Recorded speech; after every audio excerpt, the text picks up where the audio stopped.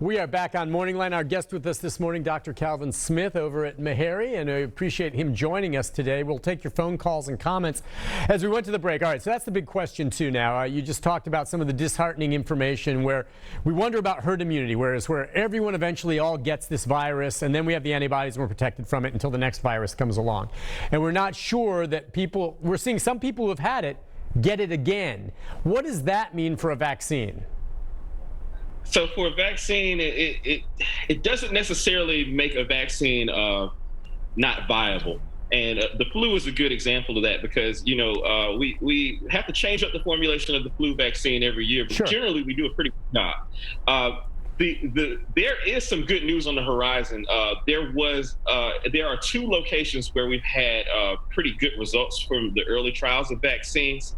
And the one that looks the most promising is the one out of England and Oxford University. This one involves the T cells, and those that are familiar with HIV/AIDS know that's the virus that affects the T cells, lowers your T cell immunity. Well, in this particular case, with this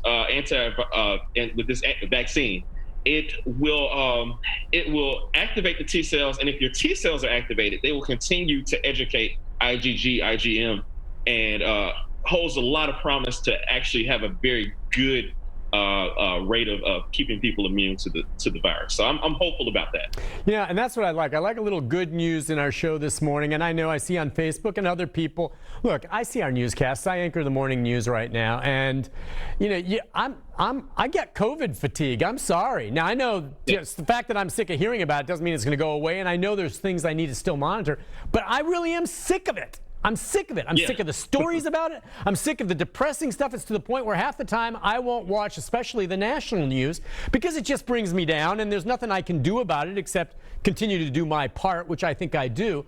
So I just want, what's the end game here? Obviously, we've taken a disturbing step back, but I keep saying to folks when they're like, well, why do we have to do this? Why? I say, just look at New York City. And I'm just saying, New York City was the epicenter. They had coolers in there. They had so many corpses. People were dying left and right. You saw a governor, or Cuomo, and just talking about how awful it was. And now New York City is a shining example. I think the other day they reported maybe 10 cases or something. It works, right? We know what works. So what's the end game? I mean, as depressing as this is right now, I don't want people to despair. So, Nick, Americans are resilient people. We've been through so many things as Americans, and this is a tough one. This is a very tough, we've never seen anything like this, and that's a part of the fear. And I think that, a lot of the pushback that people are showing is because they don't want to live in fear. And I understand that, I'm not fearful. And I think if we remove that element of fear and replace that with caution and being considerate for other people, because again, with this virus, the scary part about it is you can have it and not know it and pass it along to somebody who is more likely to get it and more likely to get it in a severe form. We as Americans can do it. It's been shown that we are able to do it in New York. Other countries are able to do it. Countries that don't necessarily have the same resources that we have. Now, this has shown us that there are some gaps in our healthcare that we were aware of, but now it's making those things kind of glaring. And we need to show the American resolve and resiliency to fight back against this and to have courage and to be, and turn the TV off. Sorry. No. I'm with you. I'm in the TV biz. I watch my share to get the latest, but then I turn it. You got to break away from it at points because it just pounds you down. And I'm a TV guy saying this. I'm not saying tune it out. I'm just saying don't let it overwhelm you. Yes. Watch Nick get some good positive balance, positive and negative balance. Life is all about balance as far as I'm concerned. And we'll get some bad news, but, there's always some good news on the horizon. Again, we've faced pandemics before. And, the pandemic of 1918, the hope is that we don't repeat these kind of things and we learn the lessons from them. In the pandemic of 1918, people wore masks and they looked out for one another. And eventually we got over it. We have way more resources at our disposal now. Our timeline should be faster. And other countries have demonstrated that they have been able to do it faster. But, with that being said, we are where we are. This is not a blame game. We are trying to help everybody else out. And the best thing you can do to help everybody else out, to be honest with you, is wear your mask. Don't make excessive trips. We have surgeons that have been wearing masks for 30, 40, 50 years. The kind of mask that people are wearing out, in the community, performing procedures and doing just fine with asthma, with other conditions for 6, 7 hour procedures. Surely a trip to 15 minutes to the twice daily or to Walmart, you can tolerate wearing a mask. If it helps protect somebody's grandma, grandpa, helps protect somebody's aunt, uncle, helps protect your neighbor, and that's the way I look at it. Let's take a quick call from Jonathan. Jonathan, good morning. Hi, Jonathan. Hey, how you doing? Good morning, sir. Okay, so here's the concern that I have. The first concern I have is that you all keep asking people that are not actual parents what they feel and what they think.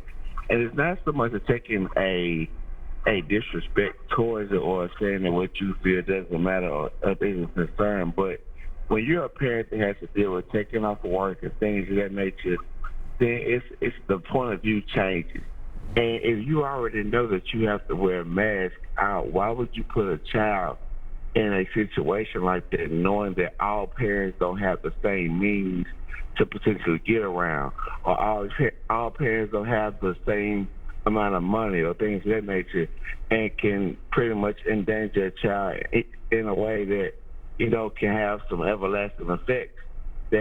Okay, well, as far as, first of all, he's a doctor, and parents listen to doctors all the time on it. I am a parent, but I hear what he's saying. The concern, about parents have a lot of things to think about here, in fairness to the parents out there. There's a lot of folks, doctor, that maybe would prefer not to send their children back, but they've got a real daycare issue with their kids, and they need to go back to work. And who's going to stay home with the little one if they keep it home? Parents are juggling a lot here.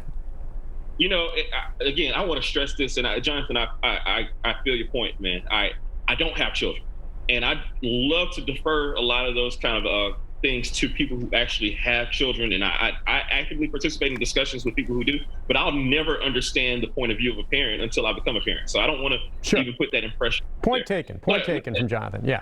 That being said, in an ideal world, we should be able to have reasonable options for both. And again, I think it's where our happy medium is going to be ideally is if we have some setup where we kind of split days and make the groups smaller. If we have no other choice but to bring people in person, then small groups are going to have to be where our compromise is made. And again, the economy, everything's taking a hit. Everybody's taking a hit. And I don't want to be presumptuous and tell somebody that their blues are worse than mine or vice versa. We're all going through this in our own ways. And, I have empathy for everybody's situation. I just want people to be considerate to one another. That's the biggest thing that I can say. Hey, doctor, I agree with you 100% on that. And I do understand where Jonathan was coming, and good point on your part. This just now breaking right now, as a matter of fact. I'm not sure if you're familiar with this specific drug, but the U.S. will be paying, and you talked about money and people out of money. We all knew whoever comes up with a vaccine is going to make a lot of money. But the U.S. now, this report just breaking, will pay the drug company Pfizer $1.95, nearly $2 billion with a B dollars, to produce and deliver 100 million doses of the company's COVID-19 vaccine candidate should the drug prove effective in human trials. And I'm guessing, I'm not sure if you're familiar with this Pfizer drug, a lot of them right now, and you said there's one, of course, we've heard about out of Great Britain that's showing a lot of promise, but a lot of them are moving to human trials. But the U.S. already then stepping up with Pfizer, offering them $2 billion for these doses. Do you know anything about the Pfizer drug, or what do you think of that? I have to be honest with you, Nick, I'm not as well versed on the drug. I'm aware that particular vaccine is being formulated. From what I understand, its mechanism is a little bit different, follows a little bit closer to what we do with the flu vaccine. I'm all in, again, if you're doing hard work to get these kind of things out here to the population and they are effective, certainly that effect will then bounce back onto the economy and have people back into work and all those kind of things. And so, those people need to be rewarded. Sure. And kind of that.